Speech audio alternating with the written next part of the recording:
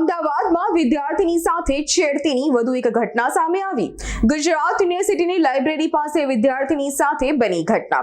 એક વ્યક્તિએ વિદ્યાર્થીનીઓની સામે કરી અશ્લીલ હરકતો કરતા આ વ્યક્તિને વિદ્યાર્થીનીઓએ જ પકડી પાડ્યો। અશ્લીલ હરકતો કરનાર વ્યક્તિ માનસિક રોગી હોવાનું સામે આવ્યું।